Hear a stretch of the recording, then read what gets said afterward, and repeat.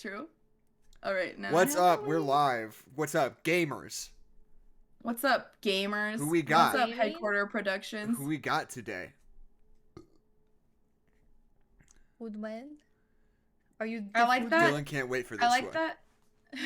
Dylan. I like that Discord warns you. You're tagging everyone. Are you sure? Yeah. Is It's that gonna okay? be really fucking annoying. Are you sure that you want to do it? Idiot. They're like, do you not know what everyone means? Here's You a want some dictionary." attention, whore? Go for it. We got 2 Twitch followers a couple days ago, like when we weren't even streaming or anything, so that was nice. Oh, cool. Happy that Just found happened. him. Hi. I mean, our last stream has like 100 views, and I don't know Does it really? how much Oh, our what? others have. Yeah, the The Space Jam Go one? on and slam with the Space Jam. yeah, the one that's just like the real, like the one that's saved onto Discord. I or don't onto even check Twitch. on podcasts anymore. Let know. me say. I just I don't assume even- I just assume they get like 20 views, and I'm like, yeah, that's and fine. then I move on with my day. Sounds about right. I since watching Space Jam I have mentioned the brow that's twice. The 2 brow. times. The brow. I'll say like, oh, it's the brow, and people think I know about sports now. So like that was really cool for me. So that's cool. They're That's like, a oh new my experience. god, yeah, Keisha, and I was like, Is that I have actually a nickname for that guy? Do they call him the Brow? yeah, because of his eyebrows. He's got eyebrows, and he's a vulture. They in actually, real yeah, they life. actually call him the Banshee because he's actually half bird in real life. Yeah. All of Honestly, it's kind of mean that they pointed out, if I'm gonna be honest. All of their names were like derivative of nicknames that they have, like all of their superpowers Right. in the film. Again, also sorry to Max again. Upon not further letting him inspection, into I his know. words. I was sorry Oh to like, I Max should have again. just made it Jackson. Upon not letting him into his I I know. used a random generator. I didn't want to pick favorites. You could have just lied. Yeah. I was took a gonna screenshot say, and everything. Maybe that You would have thought been I wasn't that would have been lying. better if you had probably just picked one, but you know, I know, but I don't know. hindsight's 2020. I don't know how good people are at lying. I would have been really good at it. Yeah. I would have Would've been faked really my bad. way through that. You've played Jackbox with me. You know I can't do I know. it. You know, I'm just immediately like, Oh, we've yeah. got Mez in the mhm. chat. It's been a hot Yeah. second since we've seen Hey, them. Mez. I keep saying mess, and I Yeah, it's been a hot second. I don't know what they prefer. I always stumble over it. I'm always like me's, Me. and I know they've told me Measles. before, but I can never remember. I'm just inconsiderate, is Yeah. what it is. Like, they told me, but I don't listen. Yeah. Just like an old. They told me, Just like and an I old. blocked them, so. Spoilers for old. Spoilers for old. Somebody doesn't listen to somebody in old. But I'm not gonna say why. That's the twist. That is the M. Night Shyamalan twist. I watched the first couple episodes of Servant on Apple TV, and I was like, yeah, Yeah. that was pretty good. And then I never got back into it. Maybe I should. What is M. Night Shyamalan's first name? Is it Max? Michael? It's M. M? Mr. Is it Night Mr. Shyamalan. Night. Mr. I don't Night know, what is Shyamalan. it? Well, it's Let's Moon find Knight out. Shyamalan. Moon Knight actually. Yeah. Shyamalan. There you Moon go. Night Shyamalan. That's really good. It's Minaj. Minaj. Oh. It's like an Indian name. It's like Nicki Minaj. Yeah. Yeah. Wouldn't it be so Exactly. fucking great if they had gotten M. Night Shyamalan to direct the Moon Knight series? It would have been. That would It be. would have been. That would actually be a good idea, though. Because Yeah, it like. would. It really Would it? would. Because No, Moon it Knight is would. so weird. Like Moon Knight is so weird, and it's so much about like Ugh. weird psychological thriller Like, elements. What's Like, real? Is this going on in his head? Yeah. Is it real? I know, Yeah. but like, do you want to sit through real bad dialogue the whole time? If Just, any- like, not good. I mean, it depends on how you define not good. I don't think that like the dialogue in old is like not good. I think it's just supremely stylized and weird. Like, it's not like he's trying it's to a make it choice. sound. Yeah, it's not like he's trying to But make it's it like, sound it's natural. It's not just stylized. It's like, do you get why though? Do you get why they're Right, talking right. about it? And I'm like, yeah, I do. The movie's Because called the Old. movie's called Old. Minaj. I still think that Old Beach is what they should have called Old it. Beach. The beach where you get old. Old beach. It's old beach. Old beach. You get old at this beach when you're They're on like, it. why? Exactly. They're like, why is it called that? Old Beach 2. Old beach 2. The beachening. The Too old to beach. Too old to be beach. I bring the Yeah. beach to the old. I bring the bitches to the old, not the old to the beach. Bring Yeah, the and old then to the beach. That's so good. Featuring Midsize Sedan. Featuring Midsize there we Sedan. There's a character in That's Old named awesome. Midsize Sedan. That's a Mr. Worldwide song, right? Yeah, Mr. that's a the Pitbull Bull. song. Mr. 305. I love you, Pitbull. I hope you're doing well wherever you are. I don't actually care about Pitbull too much. Wow, Abuse his you're just gonna wife, say or that is on he a good stream? guy? I'm not trying to be controversial, but like, I don't spend most of my day thinking about how Pitbull is doing. I don't like Pitbull that much. Yeah. I'm not the biggest Pitbull fan. And I'll say it. I want. Dolly. What would we have to do? Dolly. What would we have to do to cultivate a following? Like, if we were like really You're explicit. gonna harass it- people. No, like, what would we have to do to get a fan base that would actually be like pretty upset if we were shit talking Pitbull a lot? Like, I don't know. I think it Move would have to to be like Miami? people's aunts, or we live in Miami. Yeah. We're like, Who- What does a Pitbull fan? I don't act know. like? Who What is does that? a Who Pitbull is fan that? look like? Yeah, Google yeah, what Pitbull fan demographic? and see what comes up. I think What it's just. demographic? I think it's just people who program music at clubs, Or right? people who have to make a playlist for prom. Yeah, It's those exactly. people. It's Yeah. like the only time you ever hear Pitbull is when you're like It's when out you have somewhere. no control over the Yeah, situation. exactly. Yeah, exactly. Well, Like, I tried to Pitbull look is the up- soundtrack to chaos. it's- I looked up who likes Pitbull on Google. Mhm. The first page from 2015. Does anyone else hate Pitbull? Okay, well, Then how What next? talentless rapper Pitbull achieved so much success. 18 Okay. reasons why people love to hate Pitbull. 13 Pitbull, reasons 5 why, things, yeah. more like 13 reasons why 13 people hate reasons why. Pitbull. 8 I reasons. watched that. Yeah. 8 reasons Pitbull is the absolute worst. Yeah. Like, you know. People are hating on him, and you're laughing. Wow. Okay, wait. Reason number 1: actual Pitbulls are way cooler than Pitbull. Oh. Okay, Mez has brought up that apparently there was a Walmart in Alaska that got Pitbull to come to their store. Was there like a contest?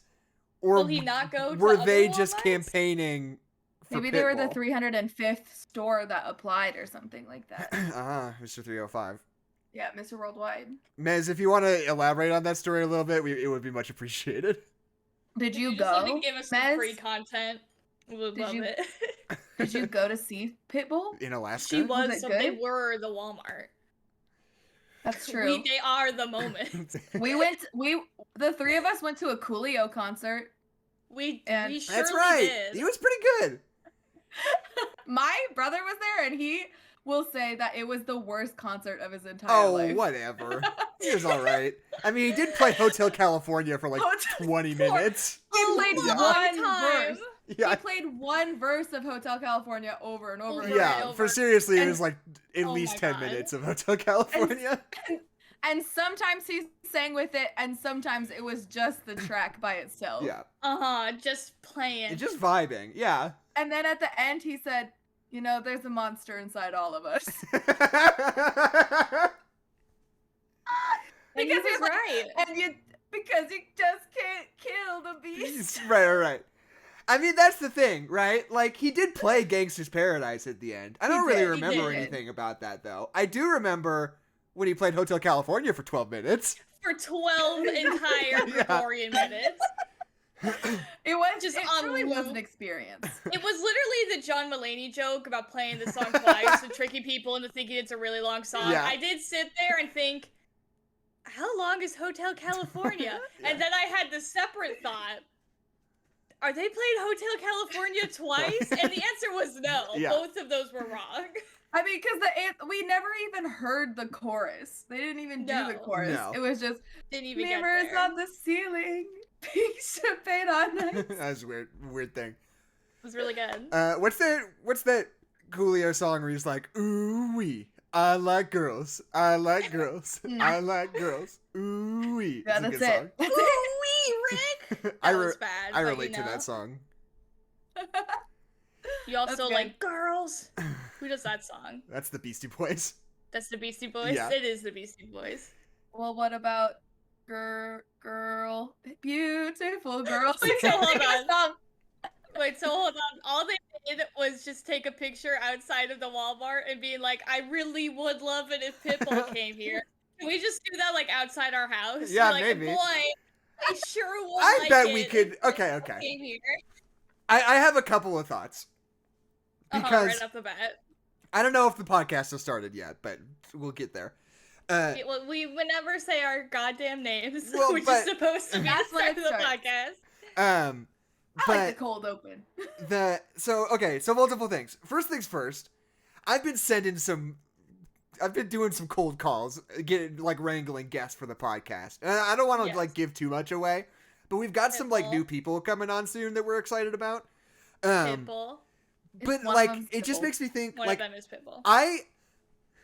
I really, really, really sincerely think that if we mobilized our small viewership, we could get the guy who explains the security protocols to Robert Pattinson in Tenet to be on the show. We joke about The this best kind of scene in the thing. movie. We joke The about best this scene in the kind of movie. thing a lot, but I want to be serious about it this time. Mhm. He's not on Twitter, but he is on Instagram. So if we Okay. and he's not like a big celebrity. He's like a working yeah. actor who has been He's a in big some TV celebrity to shows. us. But he is a In big our celebrity to hearts. us. Because he's like sincerely maybe my favorite performance in that movie. And I think if we got, I have to look up his name. I wasn't planning on saying this today. But if we mobilized our viewers, I bet we could get the museum guy from Tenet on the show. And I want that very, very, very badly. What do you think his favorite movie is? I don't know. We'd have to Tenet? ask him when we got in touch. Yeah. do I you mean, think is that the all- question? Do you make him watch Tenet or do you make him I don't watch think whatever so. movie he wants? I mean, we would certainly Yeah. talk about Tenet quite a bit, I assume. Because we always do. Yeah. We are never not I doing feel like, that. to That be is fair, the moment. To be fair, is that we don't talk about Tenet nearly as much as we could. We could talk about it a It's lot true. more. Keisha, Yeah. we could make a Tenet podcast. Tenet podcast where we just only talk about Tenet. Yeah, like I swear to God we could do that. And you save time too, because you just record one episode of it, and then next week, the next episode that comes out is just that episode backwards. So you're just saving a lot of Exactly. time, honestly. I think that Exactly. I mean, I don't know what I would want to do because there is a podcast that watches one movie every week called Worst Idea of All Time. So like that's like a bit that has already been done, but I'm sure it's a format we could co-opt where it's just like every true. week we Yeah. watch Tenet, be like, how'd it feel this time? Do it for a year and see how 52 viewings of Yeah, Tenet 1 year feel. of Tenet. 1 year of Tenet. Yeah. I'm the protagonist now. Yeah. I am the Yeah. Tenet. Tag us. Which one of us is the protagonist? Which one of us is Robert Pattinson? Right. Which one of us is tall girlfriend? Right. I can't remember her name right now. Which one of us is the Elizabeth? kid? Yeah, which one of us is who can do the best worst Russian accent? Ah, yes. Like, I will We're push not you gonna off of do my it. boat. We just want you to think about it. Yeah. The other thing Do we want is to that start the podcast? No? Okay. well, okay, look. Here's what I want to say. Maybe this isn't a good thing to like brainstorm on stream, but like I want to start. I think that we should Right. have some sort of competition for our listeners to recommend the show to Fight other to the people. death. Like, Yeah. if I want to let somebody pick an episode, maybe once every couple of months, if they can successfully tell 3 of their friends or whatever. I don't know how it would work, but I want to start incentivizing people to spread the word about the show, because we've been having a hard time growing lately. I don't want to be the guy who complains to their listeners about how there aren't enough listeners, but it's just true. We have not been growing a lot. And if you have a job, that's that girl. Yeah, that yeah. girl got erased off the face of the internet. She's not allowed here anymore. But I think that letting a listener choose the movie for an episode is a good incentive if we wanted to have some sort of thing. So that's just out there. We'll talk more about it later probably, but that's on the table and we'll probably start doing that soon. Anyway, my name is Jackson McMurray. My name is Adeline Girlboss McMurray. My name is Kezia, World's Best Dad Rhodes. And this is No Nerds Allowed. I always forget to give myself a funny nickname. It's always me first, and I don't think about it. And then you complain about it. And then I complain about it every time. Yeah, it's kind of and our. then you come after me. You come after me and my comical genius. That's because you're disappointed in yourself and you take it out on me. And honestly, I think we need to talk about it. Yeah. All right. Just I'll try write yourself a note right now, like. I will literally do that. Be funnier. I've got sticky notes and pens all over my desk for exactly this reason. Funny. I gotta say a funny name. Funny dummy. Name. If you said a funny name for this one, what would it have been? Let me think about it. First of all, say a funny name. Wonderful handwriting. This on my computer. It would have been Jackson the Boss Baby McMurray. Of course. Naturally. So Jackson Alec Baldwin McMurray. Okay, so Kezia. Yes. Did you see this movie in theaters? I did not. Okay. I watched it in my bed. Got it. And I watched it without consuming any previous Boss Baby media. Right. So it was an interesting experience. Because I was more excited to point out I saw both movies in theaters, but Kezia and I both both had a fun double feature. Yeah, just by happenstance, both watched the double feature of The Boss Baby 2 and M. Night Shyamalan's Old, the two preeminent age play movies of our time. They work in opposite directions. Similar, kind of, actually. Where in Old, babies become adults. Right. But in Boss Baby 2, the family, back in the family business, whatever it's called, adults become babies. Become babies, it's true. And then incredible adults again. Yeah. So I think we're all on the same page that, like, the Boss Baby 2 just kind of mostly works and is all right. Yeah, like it's like a perfectly fine, serviceable movie. Like, it's not amazing, but like it's doing what it needs to be doing, and I think it does a pretty good job of doing what it's doing. Yeah. I do not agree. Oh, okay. The whole time I thought, I don't understand why this movie needs to exist. And I'm upset that it does. That's a valid point, that it does not need to exist. Well, because I am embarrassed to admit that I just watched Boss Baby. There was not a gun to my head. There was not a child in the room. Like this week or just like ever? Just in my life. Not even for the podcast. There was no reason for me to be watching the Boss Baby. But I was just like, fuck it. I'll watch the Boss Baby. And like, it's fine. Like, it's truly just, like, fine. Like, you're like, okay, he's a boss, he's a baby, they have to, like, solve a mission, and they do it, and they learn about love and family. It's, like, great. I think there's a lot of weird predestination shit with the babies that we've already talked about, but other than that, great, whatever. I think I've seen the Boss Baby 2 times. Because because it was in theaters while I was working at the movie theater, and I definitely saw it there. For shits and giggles. And then the time that you put on the Boss Baby, I also watched the Boss Baby and with laughs. you. Yeah. Yeah. But I don't remember it nearly as well as you do, Adeline. Yeah, no, it's ingrained in there. What's up, Kezia? So this is so you guys have seen it like what, 5 times together now? No, I think I watched it 2 times.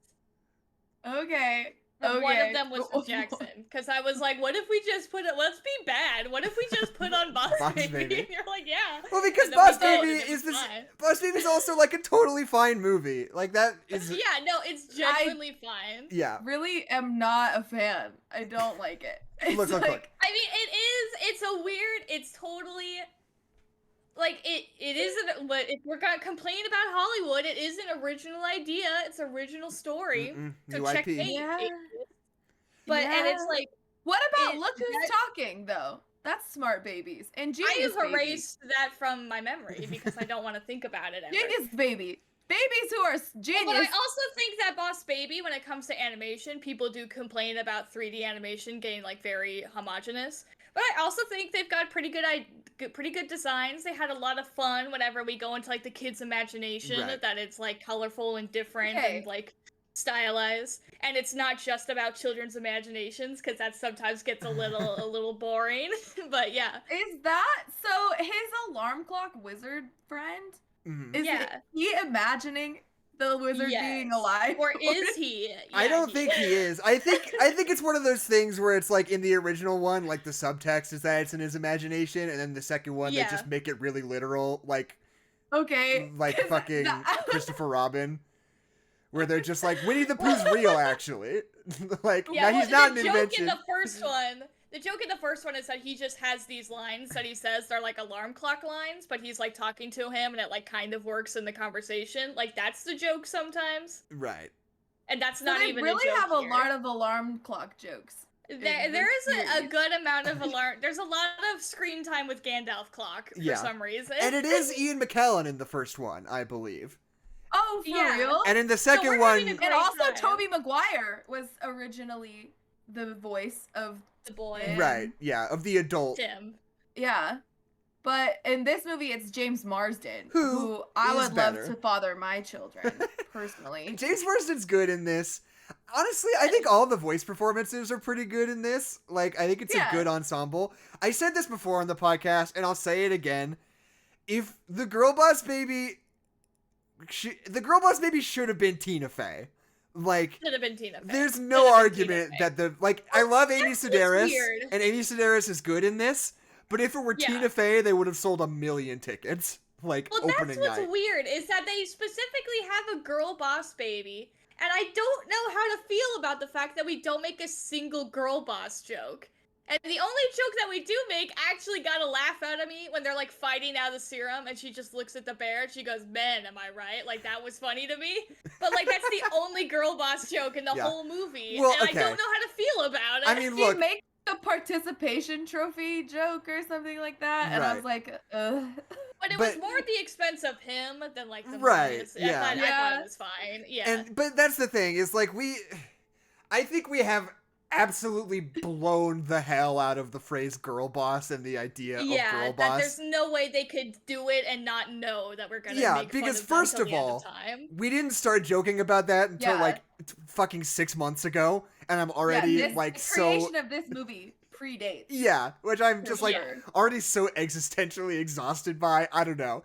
It's one of those things, like girl boss is just one of those phrases like gaslight, where it like starts off Or as like an gatekeep. actual discussion Or of something, and then people so rapidly lose the plot that it just completely loses all meaning, you know? It's Yeah, just yeah. like We just learn our internet trigger words and we stop. yeah, and now thinking. like Yeah. anytime a woman is tough, they're like, "Oh, girl boss," Yeah. and you're like, "Is this positive or Okay. negative anymore, or like what does this even knows? connote?" Yeah, Who Well, knows, let's- dog? Is the girl boss baby a girl boss? Can we identify her as, like, what does it take to be a girl boss? A girl What is boss the definition? is somebody who uses the guise of feminism to exploit other people, Yes. and like trick them into For power. for power and gain, profits and money. Yes, Which is So what she does in this movie. No, I don't think that's she what Jeff does. That's Goldblum just- does. Oh, Yeah. oh my She's god, I girl forgot boss. that. I forgot about all of that. It's been Yeah. a long time. Well, here's the thing. Okay, A lot okay. of- I want to mount my defense of this movie because to me it has very much like a Trolls 2 thing. We talked about this when we did an episode about missed Trolls 2. 2. Yeah. In Mhm. Trolls 2, there's this moment like halfway through where there's like this extended metaphor about like different kinds of music like being like different areas on a map, and about how like the pop trolls were like these colonialists that like took over every other kind of music and like absorbed them into themselves in a way that's like a really smart like visualization Metaphor, of the yeah. way that like cultural appropriation happens in like mainstream pop music. And I was like, oh my god, like what the fuck? Like, is this movie gonna like suddenly be like a really smart, interesting metaphor about the way we look at music. And then it like totally drops that like immediately afterwards. Yeah. And you're like, and then they get lost in the sauce. Yeah. And I'm like, okay, we Because- had that one moment. You just have to hold on to right. it. And I think like this movie has like something else to say about like the way that we teach children in the 21st century and about how like life has gotten so much harder for everyone in the world that we put so much pressure on kids to be exceptional all the time. And like the way that, you know, she is the daughter is like the best in her class, you know, like academically, and everybody is like upset and bitter at her because the kids are always constantly in conflict with each other rather than just learning. But then when she gets to drama, she's not good at that because she's not good at everything. No person is. And all of a sudden it is like crushing to her, and she like can't, she's like failing. And it just like points out that like there is no real success in modern American schooling, you know, like you are expected to be exceptional in all fields and to, you know, be in constant conflict and competition with all of your peers because you've been told that all of this is so important because there are not any jobs out there, you know? So you've got to be like number one all the time at everything. And if you want to get into an Ivy League school, you need the grades, you need the extracurriculars, you need everything, and it's not possible. And so like on that level, I was really, really vibing with this movie. But it just sort of, that element of it just sort of fades away.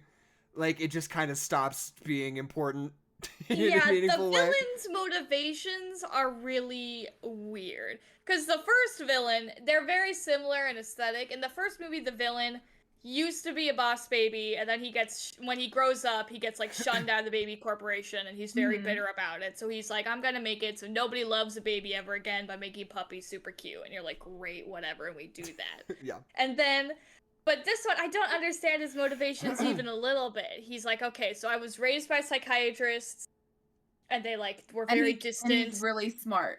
Yeah, so they were like very distant and scientific. Right. Yeah, they're very analytical and like cold with me. And so I get so smart that I'm just like, fuck you guys. But his solution is just like no more parents. It's not even like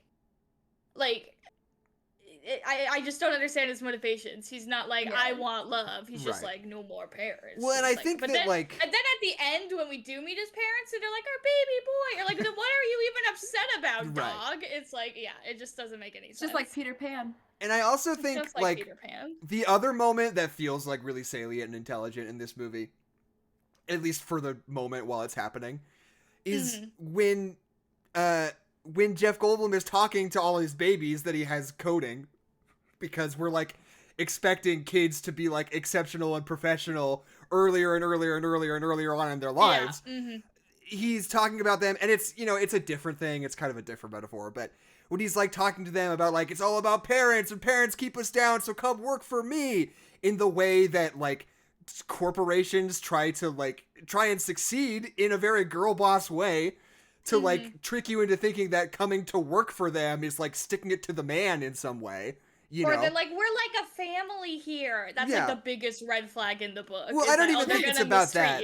Yeah. Like, I think that's a different thing. I think I'm more talking about like the way that companies can be like, come participate in our massive corporation because we value the same things you value, and come and, you know, be our little code baby and just get exploited the fuck out of while we're telling you that, like, this is it. This is how you're sticking it to your parents, you know? Yeah. Which is, like, feels totally real. Feels totally salient. That is what Girl Boss is, to me. Yes, absolutely. So, if anything, the fact that there is a Girl Boss baby in this is totally tangential to the fact that the real Girl Boss is Jeff Goldblum. That's big galaxy Jeff Goldblum is the real Girl Boss. Yeah. I really am not a fan of the adult baby voices.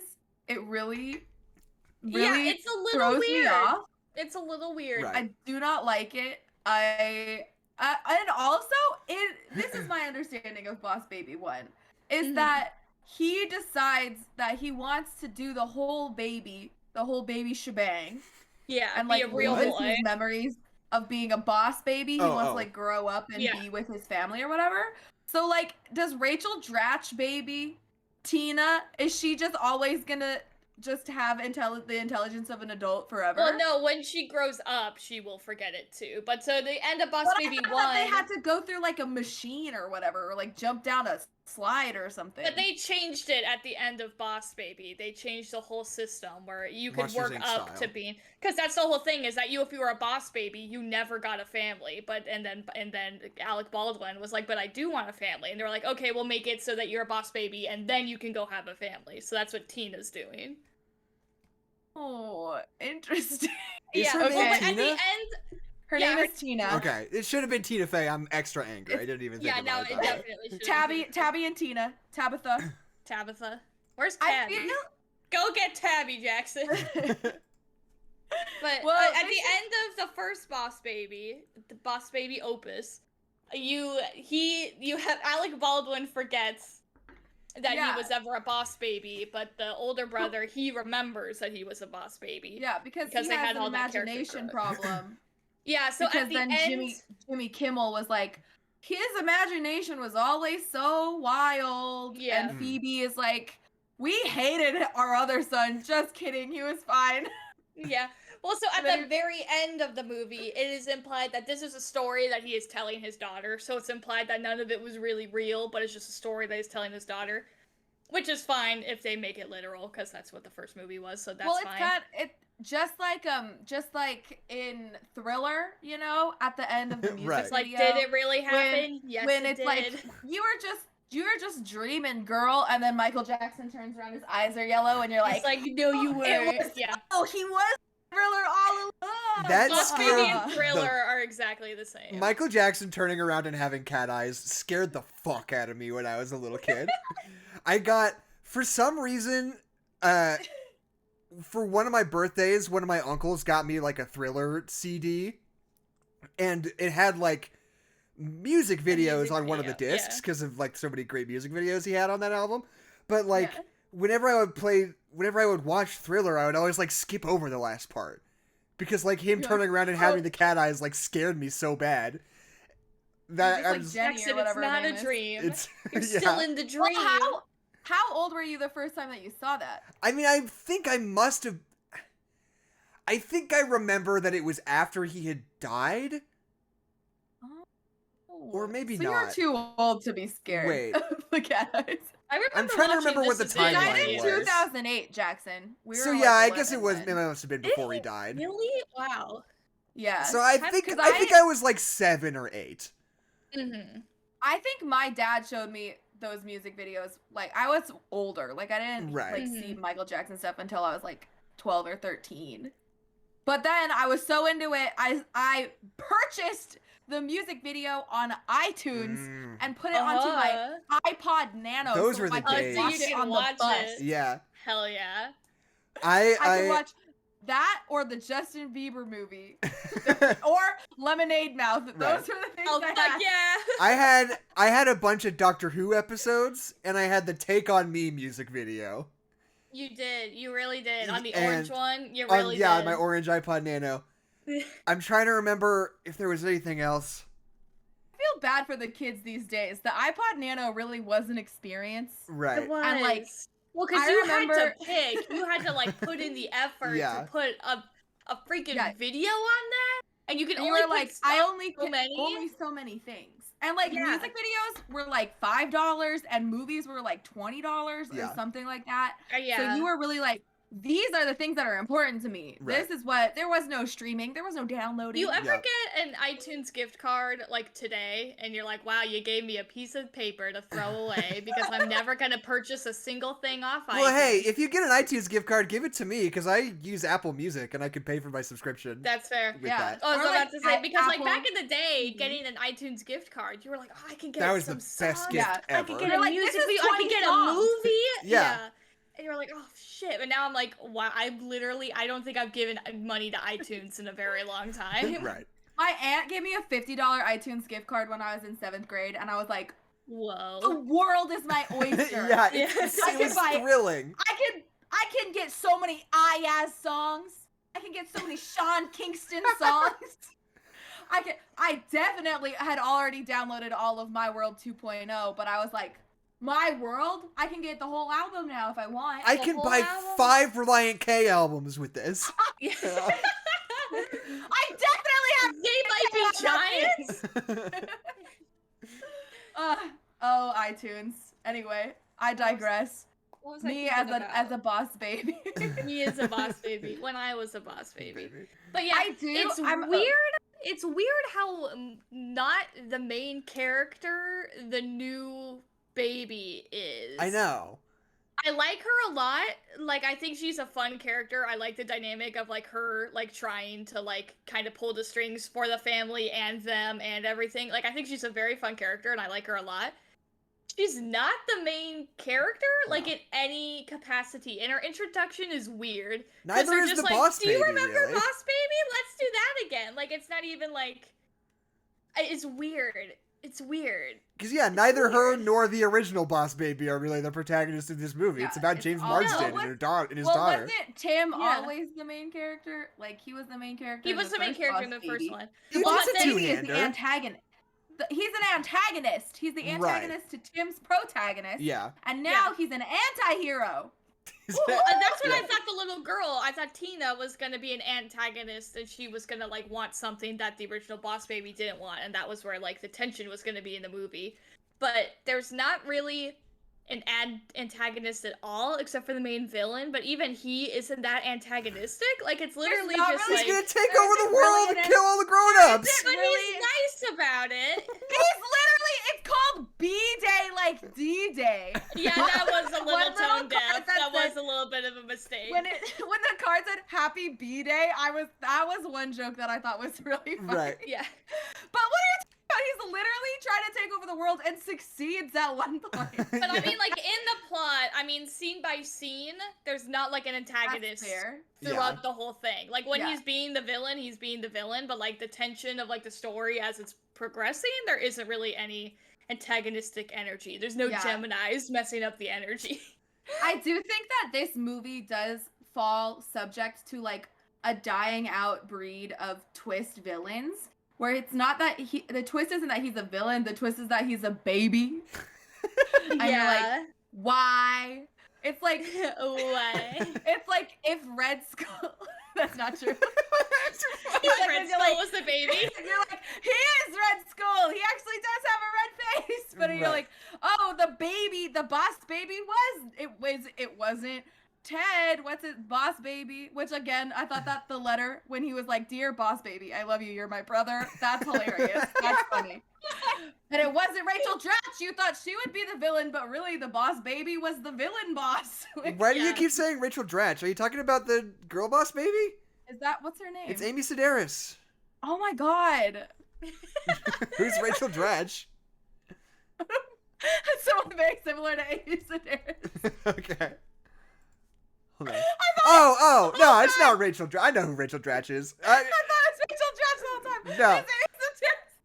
No. You just thought it was another SNL person. I did. I've just been shoehorning SNL characters. Yeah. Yeah.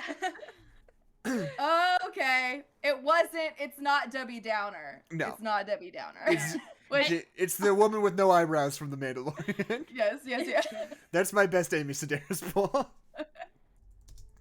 I just want to say... I apologize. I apologize to the boss babies out there.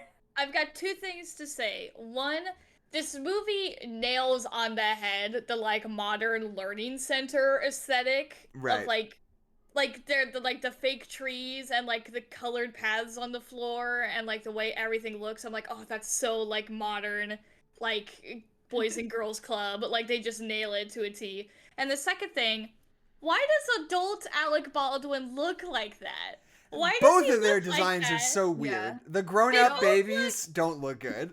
Don't look good. And I like the way that the other adults look. They all look fine. Why did they look like that? Why do they look like that? When he, like, re-transforms back into an adult, his torso is fully, like, you can see it. It's uncovered. And it's just a cylinder. There isn't even a belly button. Which I guess makes sense because babies aren't birds. Because he came from heaven. Universe. Yeah. So I guess actually, I take it back. It's fine. He doesn't have a belly button. I actually prefer it that way. Right. Yeah, But that's what God intended. The character designs of them as kids are great. They're fine. Yeah. Yeah. But I feel like The translation's just weird. I don't understand. Yeah. Also, Well, they're I feel like the animation of this movie feels more like an Illumination, than a DreamWorks, More which floppy. I don't know. Yeah. I don't know where the character, there's just something about the way it's lit or something that I'm like, I can't. But my brain's like, this feels like a DreamWorks movie. I do feel like DreamWorks, the way that their lighting design usually is just very intentional and very specific to their brand. So it I don't know what it is about Boss Baby that makes me feel, and Spirit too. Spirit which too. They made a reference to Spirit in this movie. Different. It wasn't subtle. It was weird. It wasn't subtle. It was very much on the screen. But I don't know what it is, but the animation, it's not bad. It's just there's something. Honestly, I think it's because it's so brightly colorful. I think that's what makes it feel like Illumination. Because thinking about Shrek and Madagascar and another movie that DreamWorks has done, Kung Fu Panda, they're all very kind of realistic, muted tones. Even though it's it's a kids movie and it's bright and funny, whatever. But the tones of the actual colors are pretty muted all the time. And then versus this one is just so colorful that it does really seem like Illumination or Pixar or somebody else. That's fair. Yeah. But there is always those movies, Kung Fu Panda has a lot of surrealist imagination montages. Yeah. So it does. I like that there is a distinction between this is an imagination and this is not. I guess Luca had the same thing, but I feel like the way that the style changed. Well, I don't know. I guess I maybe I'm just too old for the Boss Baby. Yeah, I was about to say Boss Baby 1 does it, and they do it pretty well. All those little scenes. I haven't seen Boss Baby 1. Well, because it's just so colorful, and they stylize all the people. So in that first daydream sequence that we have, where it's I was Frankenstein, and they're all stylized to look like that. I think that's so much fun, and they do that in the first one too. And I'm like, this is nice. It's all brightly colorful, and I know that they're just having fun, and it's great. I do feel like there are a lot of sequences in this movie that kind of feel like late stage Michael Bay Transformers a little bit, where you're just it's so wild and so much, and you're totally overstimulated, and you're just I don't think I can really follow what's going on. It's a lot though. I can tell it's a lot. You mean the pageant scene? I mostly am thinking of the imagination sequences. The where horse it's chase scene. The horse chase scene is a lot. That was a lot. And when they're fighting, I mean, I don't know, I kind of like the sequence where they're fighting over the bottle, because it's just sort of this weird, surreal thing, where it's these two guys fighting over this juice that's slowly turning them into babies. It's so, there's something so bizarre about it, but it is also just kind of a lot. It's really fast, and it's really loud, and it's really big. And it's not the cleanest choreography in storyboarding. So you're whoa, whoa, whoa, whoa, whoa, whoa, whoa, whoa. You're it's just, especially in a theater, it's just a lot. Yeah, I can imagine. I think for me, it's just moving half a beat too fast, which I'm sure for children, it's not too bad. But it's like a Colin Ski video where you're just for a second, you're I think I can feel my brain melting just a little bit. But kids love that shit. They're life in the fast lane. I'm a yellow acorn, they're purple acorns, and I get it. Right. And I'm okay with it. I accept it. Or maybe the opposite. Is it rank, status, or age? They talk about it like it's rank. And I guess when you're a baby, you're at the bottom rank no matter what. That makes sense. Yeah. You're not going to be unless you're a Boss Baby, then you go up to purple. I guess. But now all Boss Babies are babies?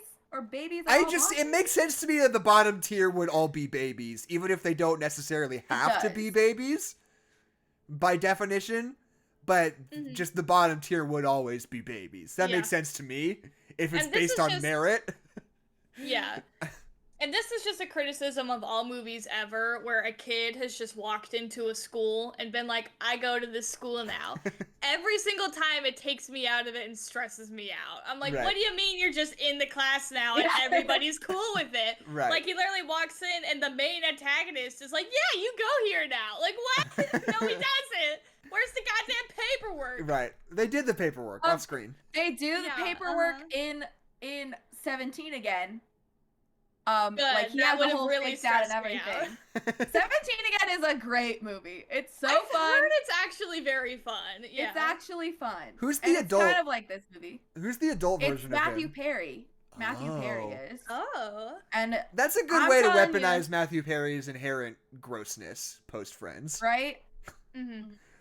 It's true. That sucks for him. You leave Matthew Perry alone. But I mean, that's just how he reads now, though.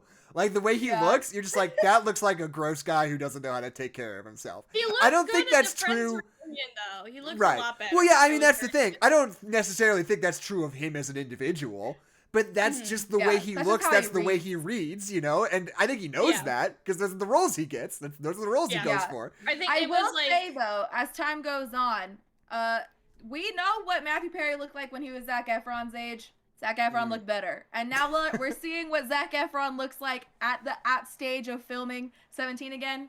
Still looks better. No offense. Zac Efron's a handsome man. Well, yeah, I was gonna say Matthew Perry was never like a heartthrob.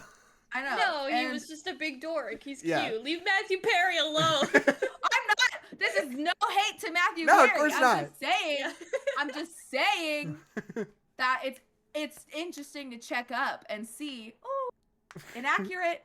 Whereas like 13 going on 30, the girl who plays like young, whatever, what's her name? Something. It's like a weird name, but speaking I can't remember of her character's name. Since we're talking about old. Like the actors they get to play the kids at different ages in old are so wild. It's so wild how much they all look like each other. Oh yeah. They do. It's so weird where you're like, you look at this like 5 and 8-year-old pair of siblings and you're like, that looks like Thomas and Mackenzie and Alex Wolff. Like, I can tell that they're about to grow up into Thomas and Mackenzie and Alex Wolff. It's so weird. I did keep laughing at the mole that they added. Right, yeah, they keep giving him moles. Like, it's not that you can't. It's just because he does have such a distinct mole. Yeah. That made me laugh. But they did. The casting was like very good. It's spot on. The only problem for Thomas and Mackenzie was her accent. That did not flow from child to teenager to adult. That's true. And that made me laugh. Everyone else was fine.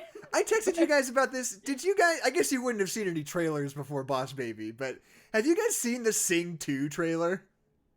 I have actually, where he starts singing in the middle of the restaurant. Yeah, but like that trailer. You're supposed to not die on the spot watching that. You're supposed to not just shrivel up into a ball and die. Is so weirdly dramatic. There's this sequence of like the pig mom like running a bath and just like sitting on the floor and crying. And there's that moment where she has to go off like a high dive or something because she's doing acrobatics and like she gets really nervous and she just like falls to her knees. You're like, is this supposed to be? Is Sing good? I thought we all agreed that Sing was bad. Is Sing good? It's an Illumination movie. I'm sure. I feel like people liked it more than they thought they were going to. I fell asleep halfway through it, so yeah. I mean, I'm sure it's just a fucking boring Illumination movie. Do you want to watch American Idol? A concept that I wish, as a society, we would just flush down the toilet already. Do you want to watch that? But it's got fun animals in it, and it's turned. And the gorilla's dad is in jail or something, or fucking something. And he's singing to this cat. With God, that fucking scene in the trailer makes me want to shrivel up and die. Where he just like starts singing at the table and then he gets up and starts singing in the middle of the restaurant. It makes me want to die. It's so bad. And they all clap. And they all clap for him. What a good job that man did. Congratulations. Can you just imagine you're sitting in the middle of fucking Denny's and this man just starts singing to himself at the table with all this emotion and he's like tapping on the table and then he just fucking gets up and just starts blasting it like what the fuck is that? Okay, new reward. So if we hit 50 followers on Twitch, Adeline will go to a Sherry's and sing Uptown Girl. I will not. That is I my will not biggest. be doing that.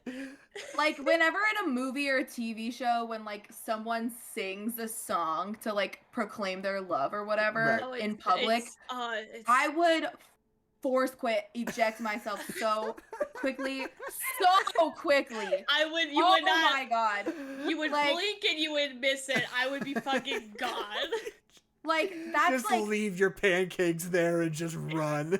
Just like there was I am erasing myself from the history. You will not hear from me again. I got my fake ID in a go bag by the door. Yeah, seriously. Like, there's no way that you could express that you know me less than to, like, buy me a singing telegram. I'm in a fucking cabin in the woods already, dog. You can't, I'm not talking to you ever again. Like, I got you a flashed mob where I'm, like, sitting eating a pad thai at the mall or something. I'd be like, no, I never want to see you again. We're done. We're done here. You're dead to me, dog. This is not, I don't even, like, happy birthday in a restaurant. Yeah. like we're done here. We're done. Thank you. Yeah, I think I'm morally obligated to kill you. I think that's just what the next step is. There was a Cat Stevens cover song in this movie. I want to bring something up about that. Do you want to know who did the arrangement of that Cat Stevens song? It's Jacob Collier. Who is like this... I don't know if you know who Jacob Collier is, Adeline. He's just like this insanely weird, like experimental... like 22-year-old prodigy who makes these like pop songs that are in like the funkiest, weirdest time signatures with like microtones and like movements and orchestras and shit. And like for some reason, apparently he worked on the score for the original Boss Baby also. Like, I don't know what Jacob Collier's doing here, but he is apparently deeply entrenched in the Boss Baby superstructure. He's passionate about it. Yeah. Because he himself is a boss baby. He was a boss baby. He is kind of a boss baby. And he got the right to love, so here he is, spreading the good word. That is, wow. I didn't know it was coming. I didn't expect it to be a musical. But it was a sweet little, it was nice. I hate, I think it works. child singers. Yeah. I hate them.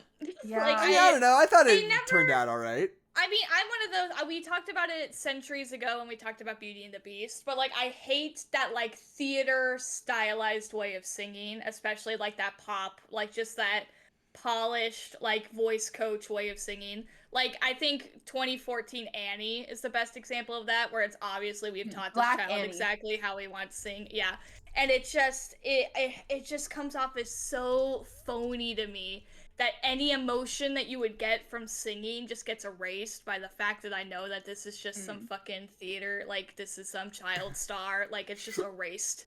Like, I would so much rather that she sing, and she just sounds like a little girl singing. To me, that would be 10 billion times more impactful than her actually being a good singer. And not that stupid, fake, bad singing. That's also another thing that annoys me. As a person who can't sing, I hate the, like, fake bad singing that people who know how to sing do. It's like, that's not what any human person would sound like singing. Like, is that what you think bad singing is? That people who can't sing are just, like, doing that on purpose? Like, I don't know why it irks me so much. I didn't feel either of those ways about it. I thought the girl who sang at the end... very strongly. I thought the girl who sang at the end sounded like a 9-year-old girl who was she definitely sounded like singing. A child.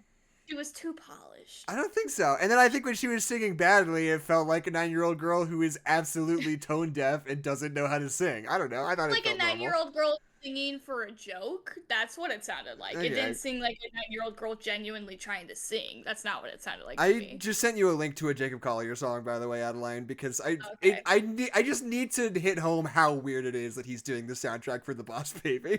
Okay, hold on. Oh, you sent it on my phone. You don't have to listen to it right this instant. Okay, I will. Yeah.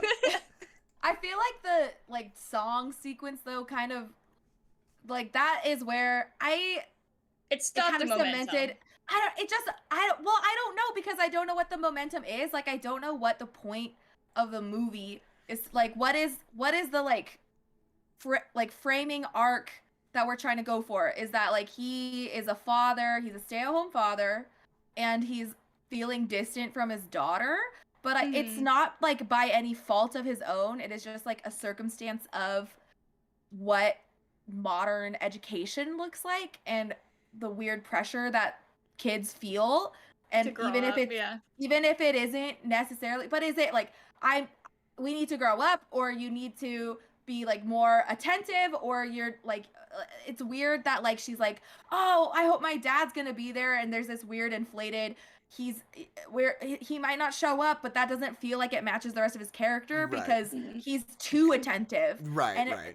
He's very much like, always been there. Yeah. It's like I can't like it's almost that like it's her fault. Like she's the problem in the equation of why aren't father and daughter getting along together. It's because she is putting too much of an emphasis on school, because that pressure isn't coming from him, and it's not coming like it felt it's coming from Jeff Goldblum. That's the I know, but like why I don't know, what are we learning here? It's what is Tim supposed to grow in if he's our main character? It's weird that he's not the one growing. Maybe she should be the main character, like in 17 again. Okay. They should have given us, nobody really has a character arc in this movie, which is weird. Like, nobody really learns and grows. They try to tell you that the two brothers do, but they like, forgive each other for something that they never tell you about. And that kind of irks me. I wish they had... Yeah. I wish they were, like, had a moment that they could talk about. There's, like, their backstory.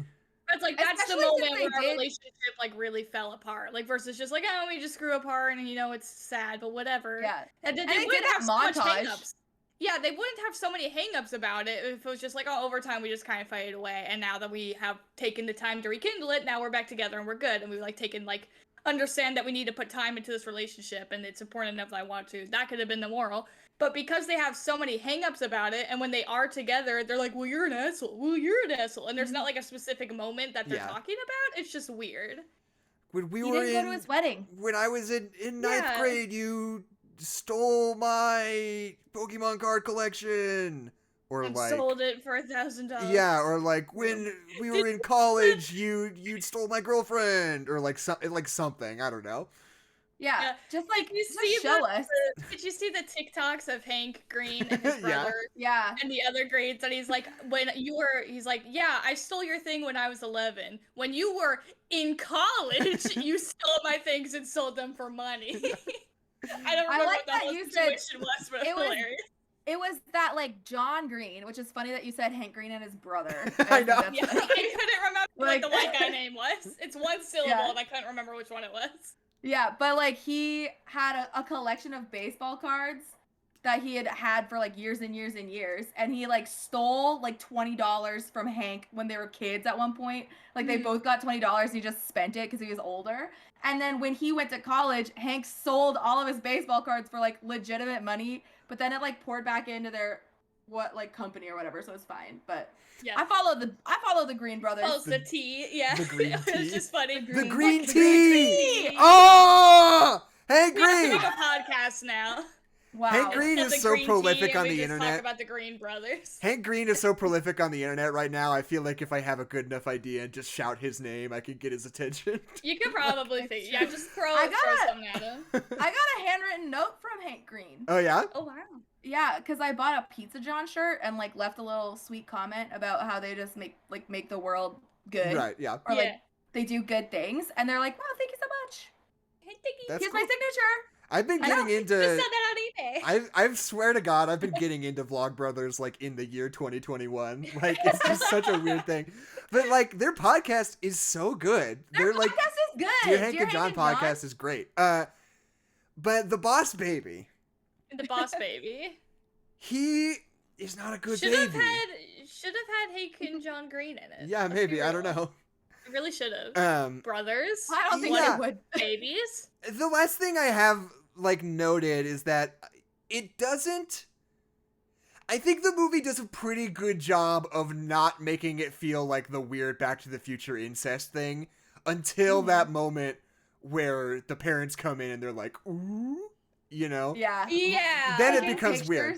Like, you know, it's like they're towing a thin line, you know, of being like, oh, the dad is like a little kid now and he's like making friends with his young daughter.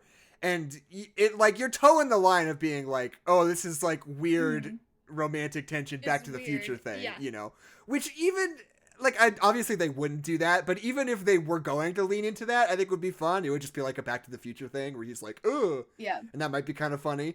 But like the fact that they're so good at not making it feel weird until one particular moment that feels very weird is like, that could have gone better. Like, I mean, because it's very much like, I don't know, because I feel like the movie is very much like, they're just friends. Like, obviously the dad wants to hang out with his daughter and they're just friends, but then they're like, but society says that they have to be in love and the family represents society. Like, that kind of thing. I guess. I don't know. Yeah, it's just weird. It's just one moment that's weird. It was like take it out of there. No, you didn't like, and it just felt like a cheap joke. Like, it's obviously funny to, like, ha ha ha. Isn't it weird that his parents want him to date his daughter? Wow, comedy, classic comedy.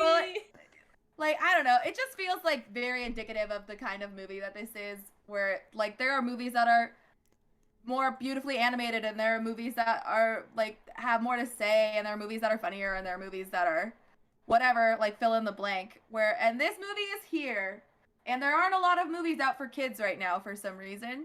Yeah. Right. Yeah, like if you would need a movie to take your kids to, take them to Boss Baby 2. It's like totally fine. It's totally fine. You will not won't be kill exhausted yourself. by it. Yeah. Yeah. Yeah, you Something won't want that to eject yourself from the theater during Boss Baby 2. Something I've been thinking about a lot lately is that like a lot of the people that I come into contact with who are really, really like doomsay about like modern Hollywood don't tend to watch a lot of the movies that they're complaining about, you know? Yes. Like, Boss Baby 2 is a perfect example of, like, something you're like, oh, this is horrendous. Boss Baby 2 sequels, Hollywood. But then you watch it and you're like, oh, this is, like, fine. Like, it kind of has some ideas in it. Yeah, it's like, this is a movie made by people who care about it, clearly. Like it has a soul. Yeah. Yeah.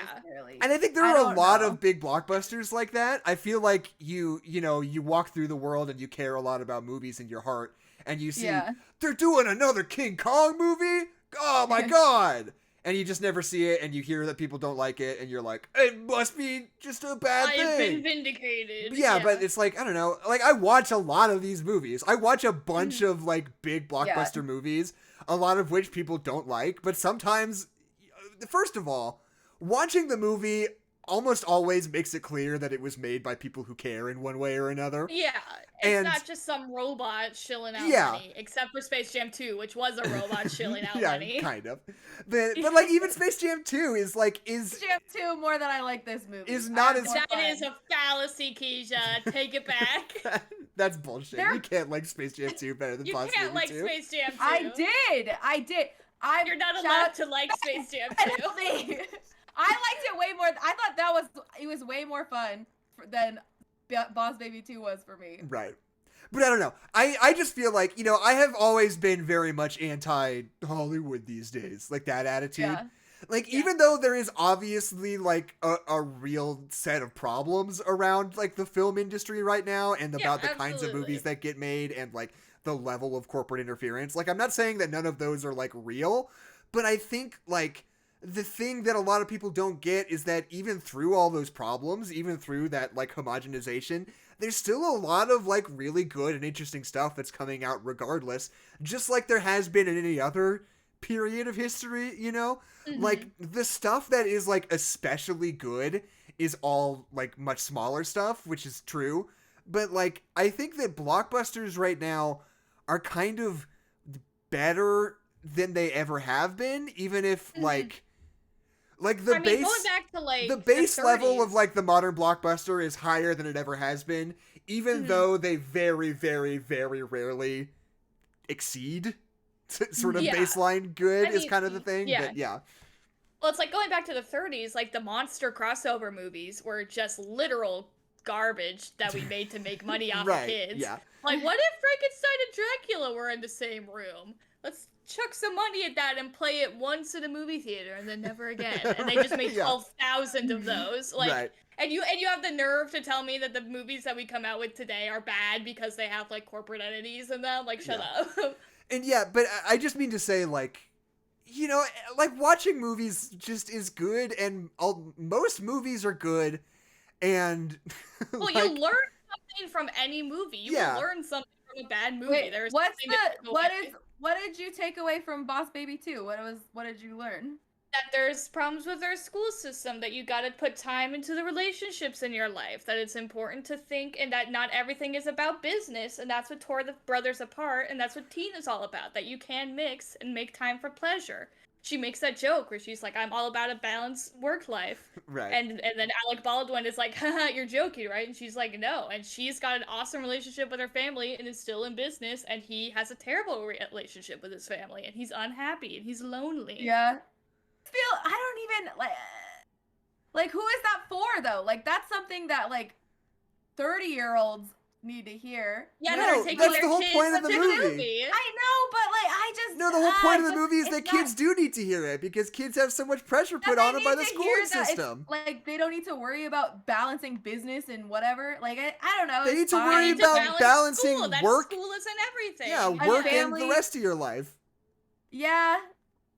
The work in that instance like, is school. What did you take away from Space Jam 2? True. Keisha, what was the moral of Space Jam 2? I'm not saying that there has to be a moral to everything. I'm saying the moral of Space Jam 2 is it's fun to play basketball with the Looney Tunes. Like that's fun. The moral of that was that that's your dream, Dad, not mine. That was the moral of Space Jam 2. And that's sure. shit. I'm saying that not every movie has to have a moral. I'm saying I don't know, like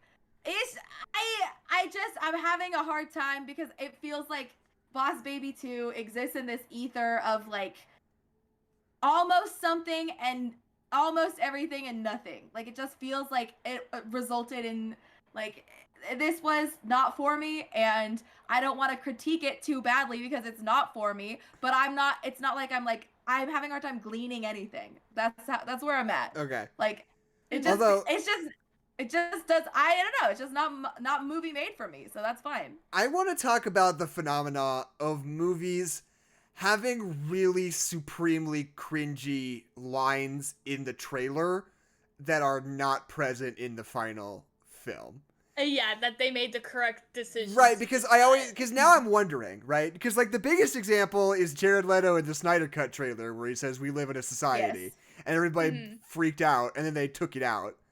And I think the moment in the trailer for this movie where Amy Sedaris says, "You work for me now, boomers," and everybody hated it, and then it wasn't in the final movie. I wonder, are they putting cringy things in the trailers on purpose to get memes and reactions? Or are they or is that in the movie and people react poorly to it and they take it out? Yeah. One of those two things has to be true, and I'm not sure which it is. I don't know, because there's also the reverse phenomenon where like they will have a really good line in a movie or in a trailer, and then it will not appear in the movie. Which, like, speaking of old, there was a scene in the trailer where one of the moms is like, I just want to look at your face. Like, I want to see what your face looks like right now, because they're aging fast through, which is like a really interesting thing to say, like, you, as a parent, like, you are going to lose, like, watching your children grow up too. Like, that's part of what life is. Right. And that just didn't even come close to the movie. And like nothing came close to that, where they were like, oh, I'm losing like something that is a huge part of life is seeing my children grow up. Like I'm going to lose that. And that was, why did that get taken out? Yeah. Why? Right. I mean, it must just be like, they're still making a movie when trailers come out usually. So it must just be like it just didn't make it. It just didn't fit the flow. Yeah. But like where, and it must be like circumstantial. It didn't fit the synergy, yeah. But I feel like for this, they were like, oh, that did not do well. It did not do. They like checked their watch and we were like, oh, people were only doing boomer jokes for like 3 weeks. That was gonna last a little bit longer. Yeah. I know, they went through and they're like, take out the Angry Birds joke, take out the Slender Man joke. Is he floss? Get it out of there. Yeah. Oh, God! They're like, he dabbed, didn't he? Somebody says on fleek. Somebody says on fleek in this scene. Is this, no, wait, right? Really? No, I was making something up. Oh, and okay. I thought you were reading like something from the Twitch chat. No. On fleek really, that was like when we were in like senior year going into college. And that really stayed with me. Like, that was formative. Yeah. And I wish it wasn't. I wish so badly it wasn't. But here we are. this movie takes place during Christmas. Which is good. It is a Christmas I've movie. gone on Was it record supposed- saying... That's Joseph's favorite thing. But was it supposed to come out during Christmas, or is it just like... I don't think so. This is Maybe? always going to be a I summer don't know. blockbuster. I But it takes think place during Christmas. I think this was one of the movies that didn't even get delayed. I think it was always supposed to come out Unaffected. this year. Okay. Because I said it before. First of all, I've gone on record. Every movie should be set just a Christmas movie. either during an especially hot summer or at Christmas. Those are your two options, Mm-hmm. in my humble You gotta opinion. pick one. Also, as we learned from Wonder Woman 1984, a summer movie coming out, or a Christmas movie coming out at summertime feels good, goes down smooth every time. A summer movie that comes out at Christmas time feels supremely bad. So, Feels wrong. better Doesn't than feel the right. alternative. It's true. It's true. It And just, you can I do was any kind of surprised by movie. it. You can do any kind of movie at Thanksgiving time. You're good. You Yes, don't need Thanksgiving, to worry about you it. just throw whatever you got. Yeah. Honestly, and we're fine. name any Thanksgiving movie besides Charlie Brown. I dare you. Harry Exactly. Potter. But that takes place all year. That's the That loophole. doesn't count. That doesn't stop That does Hallmark not. from blasting it Yeah. during the 12 days That of Christmas. doesn't count. It's Christmas. That's Also not Thanksgiving. They do Thanksgiving in Harry Potter, Okay, no, don't but they? if Harry Potter is It's a Christmas also movie, it's Flag also a Day. Thanksgiving movie.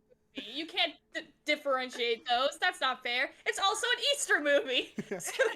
I am realizing that they are English. I feel like a dickhead. I didn't even think. I was trying to remember. I was like, there's like a Thanksgiving sequence at some point, right? Well, they No. have Halloween, like though. pumpkins. They have Halloween. Halloween a lot. Right, Halloween. Yeah, because Thanksgiving ooh, is spooky. happening. They're just not celebrating it. Yeah. Yeah, because what are they thankful for? Those assholes Being didn't even witches? admit it to Hanukkah. Not even a second. Yeah. It's true. It's I just watched something. Was it that this movie? They like did a bunch of. It was like Hanukkah. No, they didn't say Christmas ever. The agnostic really? joke And was pretty funny. That Yeah. got They, a like- laugh out of me. And during the pageant sequence, they never said Christmas, but they were like, "Is that baby Jesus?" Right. Yeah, which was good. That was It's just funny. like a weird. That's a strange thing to It's be good, like. And then stand by baby that. Jesus Very like hops up inclusive. out of the manger and does a little dance. That's really funny. It's Alec Baldwin, you yeah. know. Yeah. Okay, is- guys, that's fun. I found this super scary baby bottle. And you know what? I was like, where did this come from? Me and Jackson haven't Wait, been babies hold in like on. 5 years. What exactly yeah. was scary about the baby bottle when you looked I'm at it? about to tell you, Jackson. Okay. I'm It about had to get glowing into red it. eyes. It had this mysterious liquid in it that there were two of them, and one was green and one was red. And if you drink the green one, then you live forever. And if you And you drink get the good red luck. one, then you turn into a baby for 48 hours. And I drank the red one and then the green one, and then I was a baby forever. I have a question. Yes. So if you drank the green one, you live forever. Uh-huh. But if you drink the red one, like you are Yeah. de-aging back in time. So couldn't you technically keep drinking the red one, live forever? I'm a fetus now. Anyway, welcome to the Creepypasta book club. I I have to almost grab said my My phone, Chemical one sec. Romance book club, but I don't know what that was about. Jackson's leaving. He has to grab his phone. He has to grab his phone. I'm gonna send it to the chat. Welcome to Creepypasta book club. I'm bad at talking, and I have a professional podcast. But so today, Jackson had a request that we find a baby-themed creepypasta, and unfortunately, that is actually a difficult task. So I found one with a child in it, and I'm hoping that's enough. Because the only ones I could find about babies were either like genuinely had like kind of cool ideas, or they just didn't, or there were YouTube videos of somebody reading a creepypasta, and I was like, that's not what I want. Of a baby So I reading present to you- creepypasta. Yeah, so this one is called Happy Sally. Okay. If you would please, if you would like. All right. Happy Sally. Happy Sally. And I've Does discussed it this take place before. during Christmas? Maybe. It might. It's I a hope- very I'll hot imagine it. summer, actually. Or it's a very hot summer. A Very hot summer. Christmas. Very A hot very Christmas. Getting hot years out of Santa Christmas. Claus. very hot That's got the Santa double Claus. whammy. This year at Hallmark, we present a very Okay. hot Santa Claus. Happy Sally. I am going to start off with a backstory. A young girl of about 7 years old named Luna hates going to the store with her mom. Every time Luna and her mom went to the store, Luna would want to get a toy of some sort. And today, was no exception. One day, Luna saw a doll in the window she really wanted, so she asked her mom for it. "Mommy, can I have that doll?" she asked. The doll was on sale. I'm gonna need more of a voice. Okay. You can't. Yeah. Mommy, can I have that doll? She asked. The doll was on sale, so her mom considered it. "Well, I suppose so. How much does it cost?" But nowhere on the tag did it give a price, original or cut. "I think I'll name her Sally," said Luna excitedly. Is she happy? He's excited. "Sally, why do you say that?" asked her mother. "Because it says on the tag." And so it did. Wow. You know when you get a stuffed animal or something and it has a bunch of code type stuff on the tag? A Webkins? It's a Webkins? A barcode? Not this one. This doll's tag had the word Sally on it. And it looked almost handwritten. You know, like a Beanie Baby? Whatever. And it had its birthday on it? What the fuck? Or just like something that's not made commercially? It said if I put this in at webkins.com, I would get a free digital stuffed animal? What the fuck? So Luna and her mom took it to the register with them. When they got there, her mom asked the man at the counter how much Sally cost. Supposedly Sally. "Excuse me, sir," asked Luna's mom. Respect her pronouns. How much says would so on her name tag? How much would this doll cost? When the man saw the doll, he nearly fell over. Take it, please!" At this point, the poor old man... Oh, he's an old man. He started shitting and farting. If that doll elicits that level of response, why is it in your store? Period, yeah. Why is it on the shelf? When they got home, Luna played with Sally the rest of the day. They're just gonna skip. So anyway, now they're home with the doll. Anyway, yeah, you know. When they got home, Luna played with Sally the rest of the day. And when it was time for Luna to go to bed, she said, "Mommy, can I take Sally to bed with me?" "I suppose so." And so she did. You need to ask. Why does she need to ask that? When Just Luna... do it, kid. It's your fucking doll. When Luna got too tired to continue playing, she put Sally on her nightstand, turned in the opposite direction, and fell asleep quickly after. Luna woke up about 11 o'clock and was scared, so she wanted to look to Sally for comfort. So she looked over to her nightstand, but when she did, she saw the doll standing upright with wide eyes. Luna screamed and ran to her mother's bedroom. There is something so funny about the fact, like, that so many of these creepypastas just write in, like, these short, terse sentences with no, like, drama to them at all. Just like... She was up, and her eyes were all black. Yeah, exactly. I then left the room. She was bugging. Yeah. She had some problems. She left.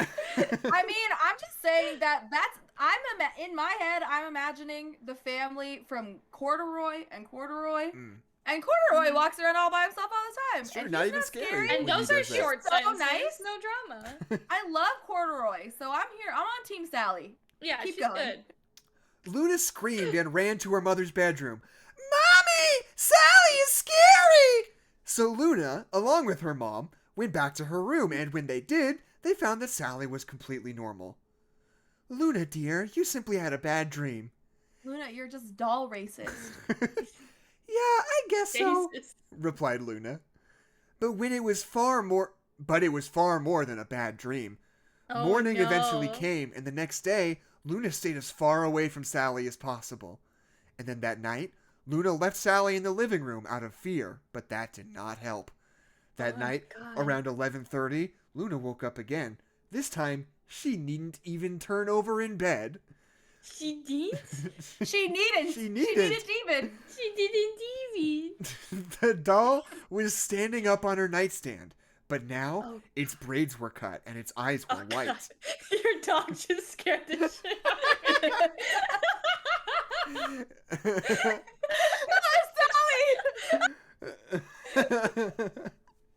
me. Her braids were cut and her eyes were white.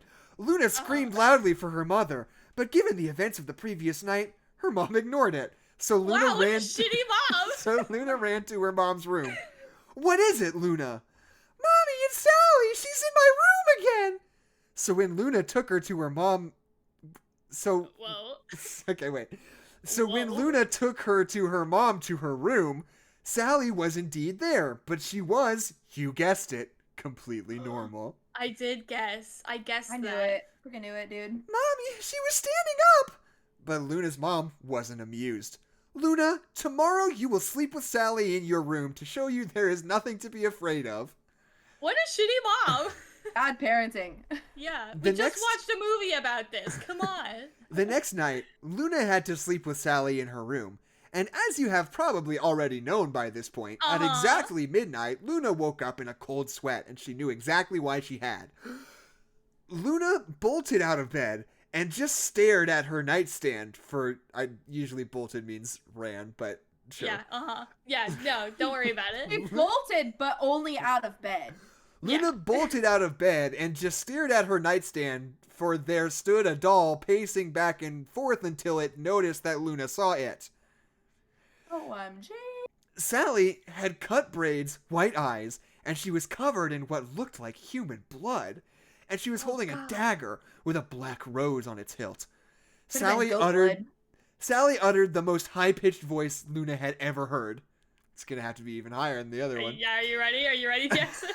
Falsetto! Happy Sally wants to play with you! It screamed. Luna then let out the loudest scream she had made all week. But she was... What? Last week was crazy, dog. You don't want to know what happened last week. That's just how Scream records work. You measure by week. By week. It resets every week. Yeah. Mm-hmm. She let out the loudest... She went to Coachella last week, and that was just the best the week Miley of her Cyrus life, show. You know? That's different. Yeah, just losing it. She let out the loudest scream she had made all week, but she was quickly silenced when the ceiling light fell on top of her. Wait, on Sally or Luna? On Luna, I assume. Oh no! She's a human. Or no, Lunar. Luna. Luna's mom came into the room shortly after. The doll was gone from the house completely, and Luna was still crushed by the light. Yeah, I would assume so. Just like she was fine. She didn't stop having been crushed by the light. She was actually uncrushed. Yeah. Blinded by the light. More like crushed by the light, am I right? Yeah. Luna's mom sent her to a mental institute and got the electrician to check the ceiling light. Oh, okay. A little bit of a misdirect there. Okay, so she didn't die. She did get sent to a mental institute. I thought they were gonna say that the electrician gave her shock therapy. Yeah. Just Doug, the electrician. Yeah. Just the cable guy. That's just very funny to me. I can't afford a real psychiatrist. Yeah, no. What am I, made out of money? Luna's mom sent her to a mental institute and got the electrician to check the ceiling light. But the thing was, he fixed all the ceiling lights just last week. When he took a look at the support wires, I like the phrase support wires, implying that the light is hanging by electrical wires. Just wires. Yeah, Just wires. He said it looked like they had been cut by a blade of some sort. But Luna's mom thought little of it. I like that he's like, they've been cut. And she's like, by what? Well, by a blade of some sort, of course. like a blade. Who's asking Does how Edward it was cut? Scissorhands live here? Does he? Where you got him? Where you hiding him? So now we cut to nearly 3 years later, when Luna is about to come home. But the night before... Wow, that's a long stint. Night before, Luna's mom is asleep in bed at 12:30. She wakes up and looks out her window, and in the driveway, she sees a dark figure about as tall as a doll. She heard a faint whisper outside and went to check it out. But when she did, she saw the figure had a dagger. There's a weird semicolon in there. I just want to make it known. I love when they throw a semicolon in these things. A dagger? No, she heard a faint whisper outside and went to check it out, when she did, semicolon, she saw the figure had a dagger. Ooh. Like, that's just my favorite thing. How little creepypasta authors know how to use a semicolon and how frequently they want to throw one in there. No, when they do use it, it's hilarious. Then she heard... don't need one because that's how short the sentences usually are. True. Yeah. Then she heard the whisper again, this time loud and clear. Happy Sally wants to play with you. The next day, Luna returned home to see a crime scene. Her mother had been murdered last night. Luna then remembered a friend she had made in the institute said she would send her an email. So she went to check her email. What?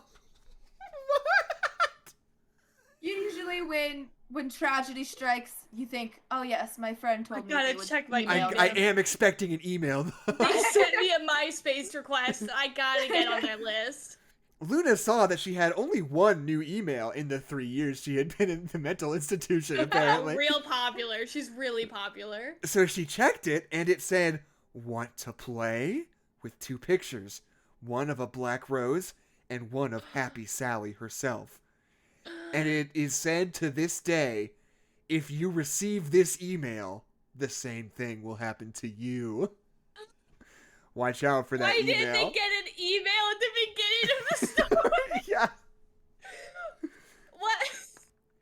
If you get attacked by a doll and get sent to a mental institute and then get an email about it, this will happen to you. And if you get a memo about the current events that have happened, then boy howdy.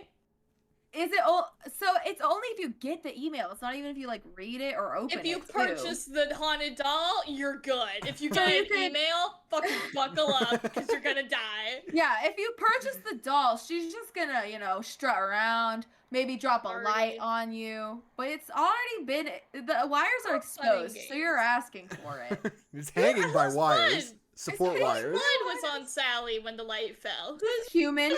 Human? Her victims. What did you do, Sally? Just some human blood. You don't know where it came Swung from. by the blood bank. That's part of the mystery. It makes it scary.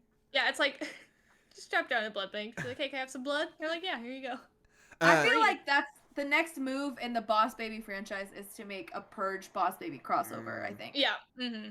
Boss Baby, the first Purge. Yeah, just murder the baby. Second Purge. The second Purge. Yeah, second Purge. The second Purge was exclusively Boss Babies. What if... Well, see, the first Purge, we're like new at it. We don't know what we're doing. Maybe we're a little clumsy. And then the second one, you think, you know what? I think I got a handle on this. So you start to get a little bit better. And I think the third Purge, you get like a little bit overconfident and it's not as good as you think. Like, I only killed like 4 people in the third Purge. I killed way more on the second one. And then by the fourth one, you're like in your swing. And you like know what's up with the Purge. Yeah, you got your little to-do list. You got it like kind of at a time. You're like, okay, I got 12 hours. You've made all your funny little masks ahead of time. That was an important step.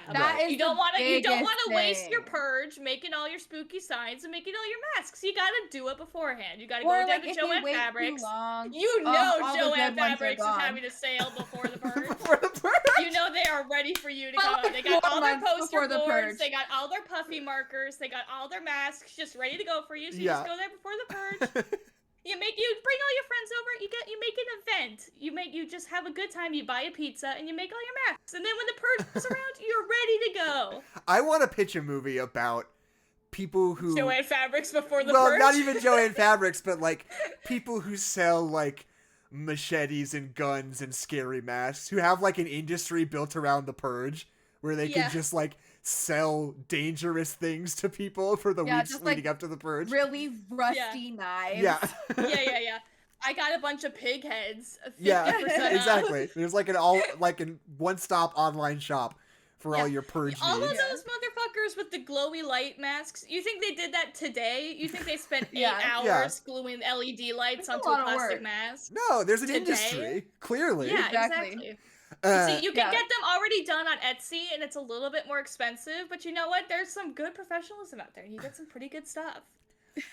So, final thoughts on Boss Baby. I got really, really excited for like 15 minutes in the middle, where I was like, oh shit. And then it got lame again. Yeah. I think it is perfectly acceptable as a film. It's perfectly acceptable. I think it's not as bad as I thought it was gonna be. I'm never gonna watch it again. That's valid. And I like to rewatch things. Right. I will watch Boss Baby again. I will probably never watch this one again. I think this is better than the original Boss Baby. But the first one had an arc that you could follow.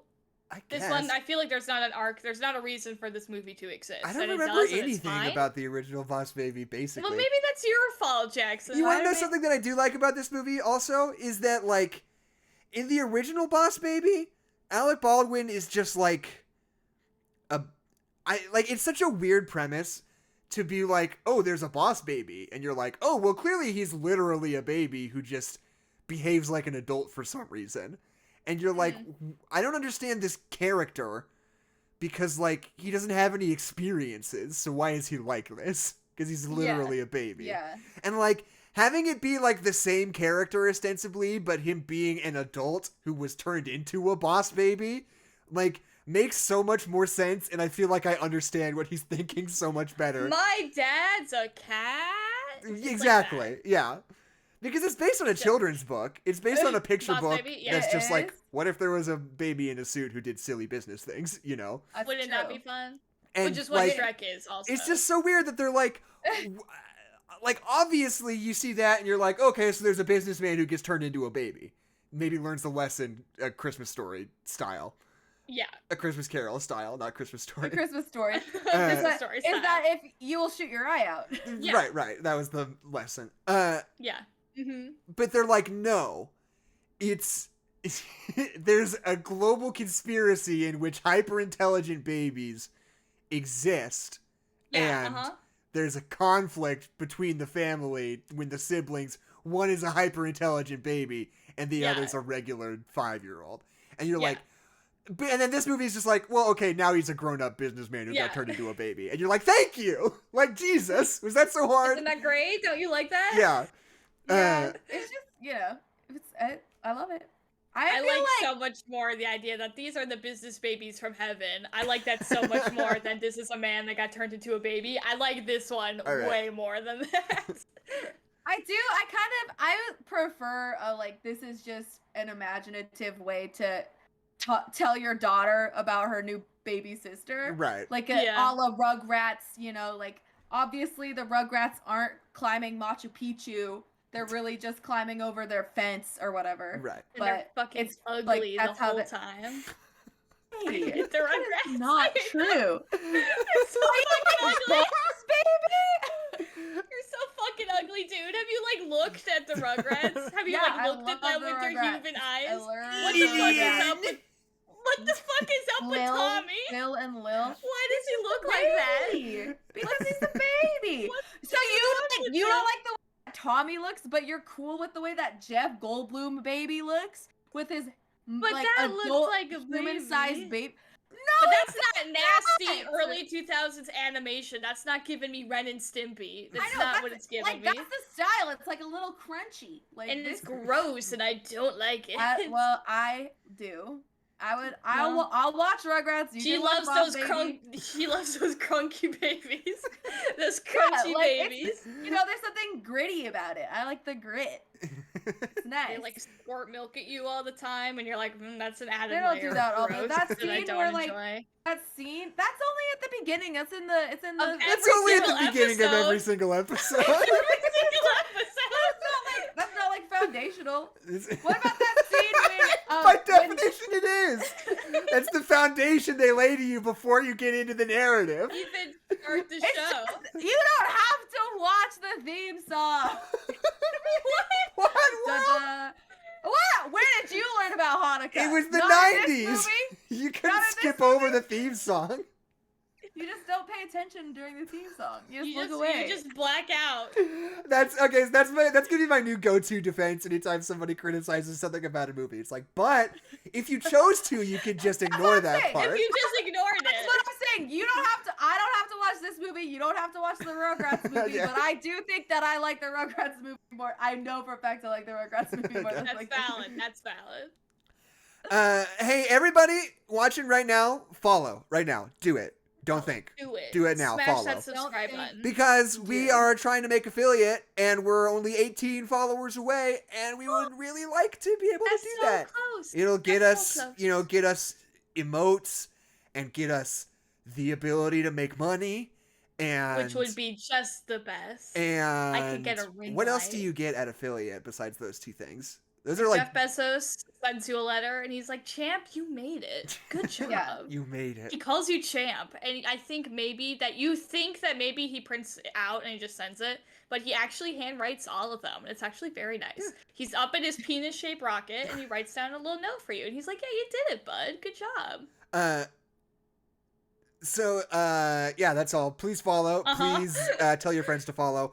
We'll be back next week with War for the Planet of the Apes. But the best film ever made. And we'll come back with a more coherent plan to incentivize you guys spreading the word about our podcast. But they don't come here for coherent ideas. But what we'll say now is that we'll have some sort of system in which you recommend the podcast to people, and if you do a really good job of it, you get to pick the movie for a podcast episode, which is something I think people would be excited about. Right. We get people asking for movies sometimes. You can make me watch the Rugrats movie, and I will complain that they all look like little alien monsters the whole time. They all look like they have leprosy. They don't look like they have leprosy. They kind of look like they have leprosy. They look like they have leprosy. Tommy's got a lot of undiagnosable spots on him.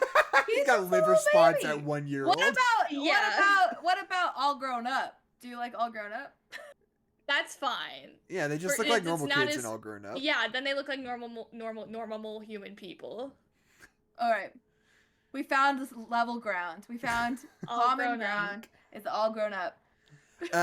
Where can people follow us, Kezia?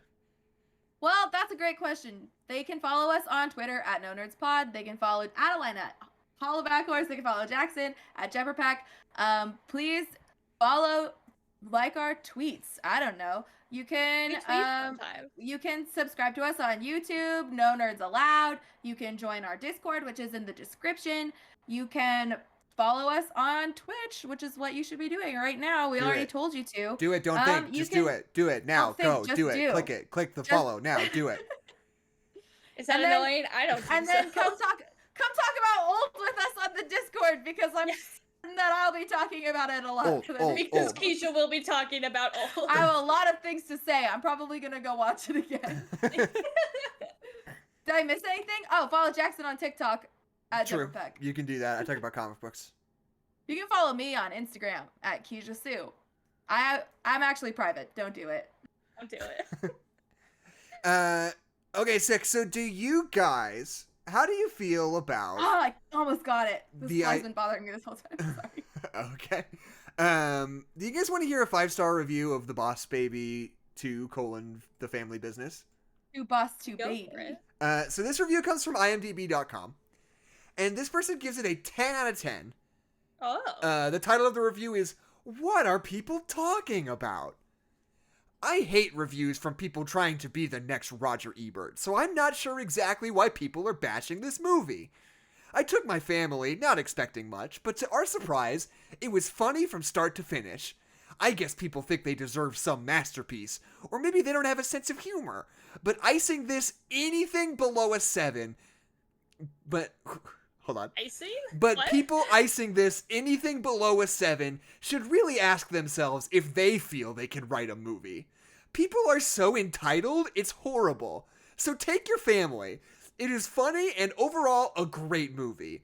Haters... You think you fucking deserve anything better than Boss Baby 2? Go fuck yourself. Haters will always hate, most likely because they are virgins. 2 out of 3 people found this helpful.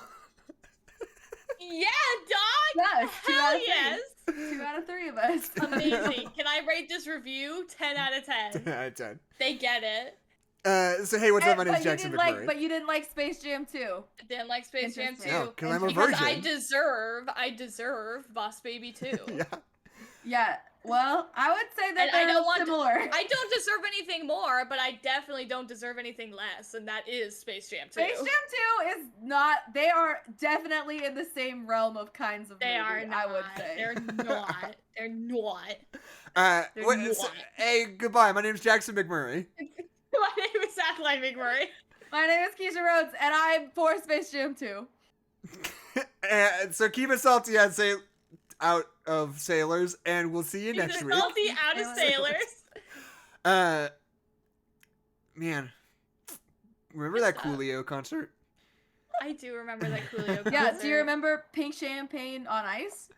I do remember. I remember about that Coolio concert. Is that me and Kezia or not me and Keisha, me and Chloe were just like sitting on the blanket while you guys were doing something. I think you were getting Yeah, we went food, to go get snacks. Yeah, it was just me and Chloe sitting on it, and we were sitting there, and then they were like opening up the concert, and they were like, all right, we're all gonna stand up and do the Pledge of Allegiance now. And me and Chloe are like, I don't think we're going to, actually. I don't think we're gonna do that right now in the middle of a park for no reason. I think before seeing Coolio, I think we're not going to do that, actually. But everybody else around us was way into doing that, so that was an experience. Yeah, Coolio wasn't even the worst concert I saw at Pig Out that year.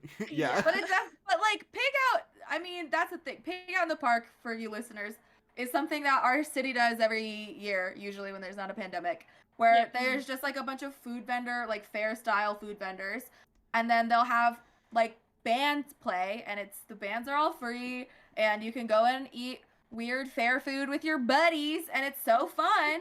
And sometimes they'll have like one big kind of old school celebrity, like Sir Mix-a-Lot has come. I was mad because Sir Mix-a-Lot played 2 years in a row, and I went and I saw him the first time, and I was like all by myself. Nobody wanted to go with me. And like, it was lame. Like, he was bad. Like, I was kind of like bummed going out of it because I was like, the mix was horrible and he seemed like he didn't care. And like, you know, it was like Sir Mix-a-Lot, so it's not like that great. And like, I was just like, I mean, I don't know. I guess I'm glad I went, but it was not, I was disappointed. Yeah, you're like, I can say I've been to see Sir Mix-a-Lot. Yeah, and then next year, a bunch of people, I mean, not like my friends, it's not like I was like not invited, but like people I worked with, like it seemed like everybody and their brother went to see Sir Mix-a-Lot the next year. And I didn't go because I was like, I saw it and it sucked the first time. Like, why would I go again? And then everybody couldn't shut up about how awesome Sir Mix-a-Lot was. After that second year, everyone was like, Sir Mix-a-Lot was so great, and the mix was so good, and he was so enthusiastic and excited, and I was like, what the hell? I went to the shitty Sir Mix-a-Lot concert? Jackson, I think Sir Mix-a-Lot just doesn't like you specifically. I think you ruined it for everybody. He just saw me, and he was like, that kid's a fucking dweeb. Is he at the Sir Mix-a-Lot concert all by himself? He's bumming me out. He came by himself? Wow, that's depressing. And then he just ruined the whole set. I also saw Spin Doctors there, and that ruled. If you ever get the opportunity to see Spin Doctors live, you should do it because they kick ass. You should absolutely do it. Maybe come to Pig Out. Maybe they'll be there again. I don't know if they're doing it this year. I don't know either. And don't they usually do it, or they do it in August? It's usually Labor Day, like week. Yeah, before Labor Day. But they're doing Hoop Fest in like around then now. Right. Instead. Okay. So yeah, it's like, I don't know. I don't know how I feel about like big events like that.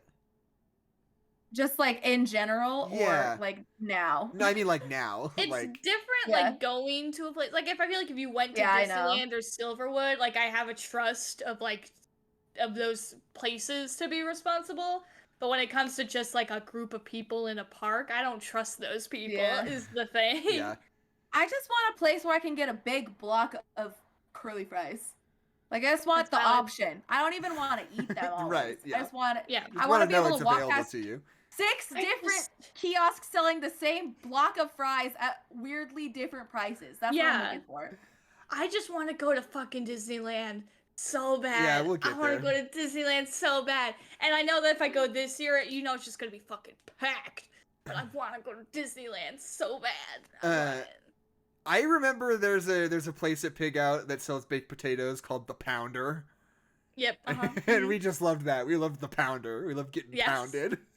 Did we get it? No. Did we talk about it a lot? Oh, did you get it? Yeah, I got pounded. Why did you do that? It's good. I like baked potatoes. Sour cream and chives. How would you like to be pounded today? This morning I drove around and I was like, wow, I could really eat a baked potato right now. So baked potatoes are good. I know what you're talking about. I have never had that urge. I remember really? They're so good. I remember I went to like a Wendy's at like an airport one time. And as you do. And I've got like food allergies, so I don't usually get like burgers. Like I can't do wheat, so I was like, I'll get a baked potato from Wendy's because that's like their specialty. It's like a food item they make. It's the only baked potato in the fast food market. Yeah, and so I went up. I was like, I'll just look for the baked potato with the cheese and the bacon. And they were like really, really astonished.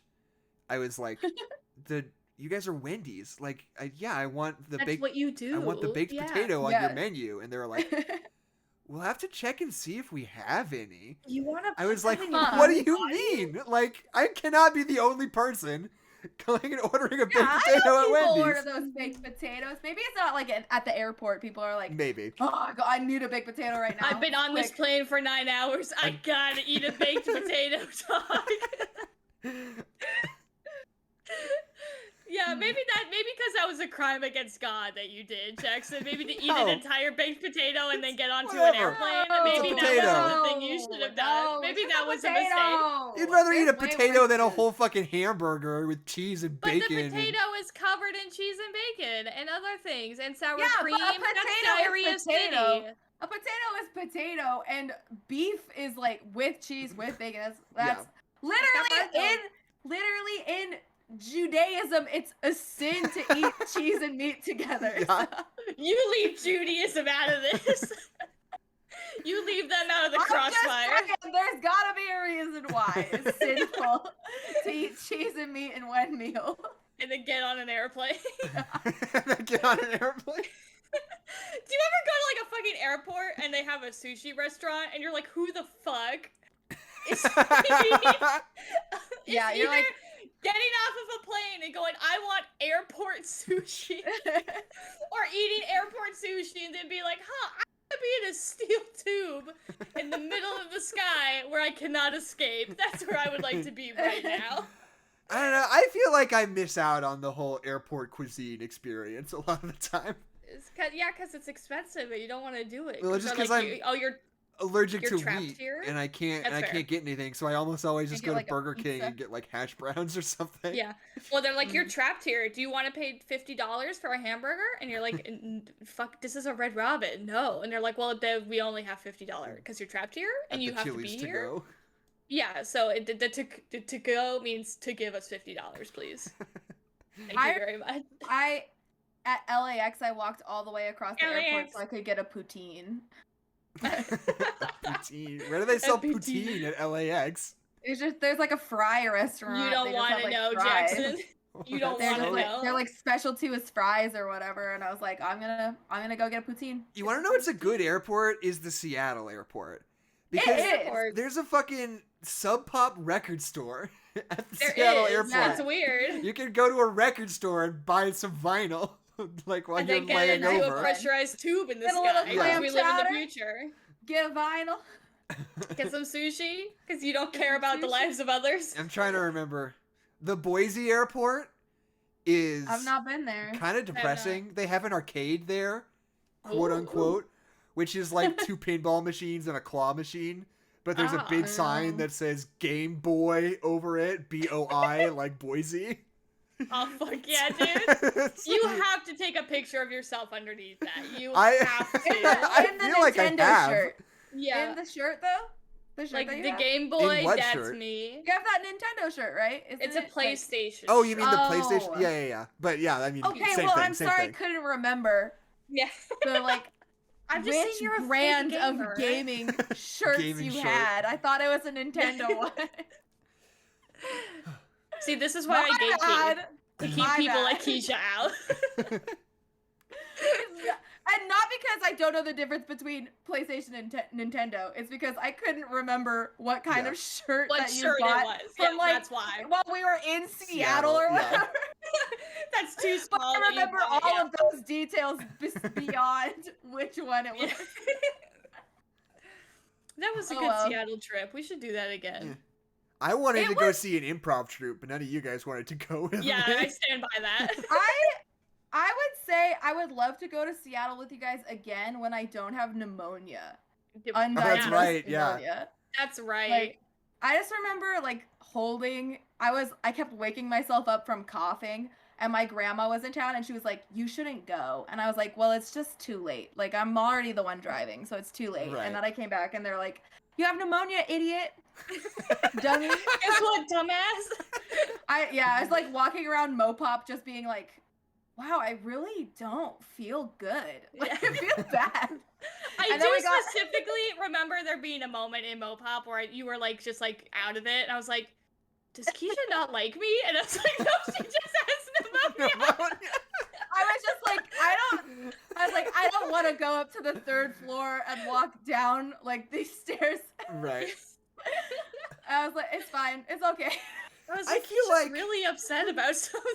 Maybe we should. I feel like we could do a fun travel blog where we like just go to a city and horse around. Yeah. Oh yeah. Can we go to fucking Disneyland? Can we go to fucking The 3 of us? Disneyland? I mean, I don't know. Yeah. Look, here's the thing. About if cheesecake is cake or pie. I will look In if front of our YouTube and Twitch profits exceed whatever it would cost. I don't know. I guess. Yeah. Well, it'd be $300 to get into the. Is that how much a Disney ticket costs? I thought it's it was like 100. I thought it was like 100 per day. Yeah. Yeah, so 300. For We're one gonna day. do 3 days if we're funding it ourselves. No. No, for 3 people. 300 Oh. total, Jackson. Oh, okay. You dummy. You dummy. But yeah, I don't know. And Like, then for tickets, we I have don't know, to go maybe for 3 days straight, no matter what. I mean, I don't know. Maybe once we crack like $1,000 or something, we can We can Okay. go to Disney. Yeah. I think that's a good, worthwhile. someday if we start a Patreon, maybe. I don't know. We're getting way ahead of ourselves though. We are. We just want to go. I just want to go to That's the goal. Disneyland. We've No, they made say set small goals. If make you want to small- fund Right. me to go to Disneyland, I'll take it. Although we haven't made nothing. We've made like $15 off this podcast. So, That's All pretty right. good. you know, I mean, that's exponential technically- growth. Fingers crossed. maybe we should like start small and like aim for Legoland and then Well, let's work our aim. way Well, up. wait. Let's aim for Silverwood because that's like what Yeah. $25. Right, yeah. Yeah, we've raised like a quarter or like a third of one ticket already. Yeah. True. There you go. If We you could want to get there. try, we could. Okay, a travel blog of Scarywood would actually probably get some views. That would be That would fun. be fun. Actually probably be a marketable thing that we could do. But then that would require me to not be a baby and actually go to Scarywood. So we'll No, fucking I think it'd see. be better. It would be better when you're. It's better when you're a baby, a boss baby. A boss. A boss baby. A boss baby. Okay. I think we gotta call it there. I don't think we're getting any gotta better than stop. that. It's not getting any better than that. So, thank you guys for hanging out. Thank you, Dylan and Mez. And Dylan. War for the Planet of the Apes next week. And then a week off after that, I think. We still need to iron out our August schedule, but We're figuring it out. we'll have something ready Summer for you. is very busy. Yeah. So that's all. And we'll see you guys next week.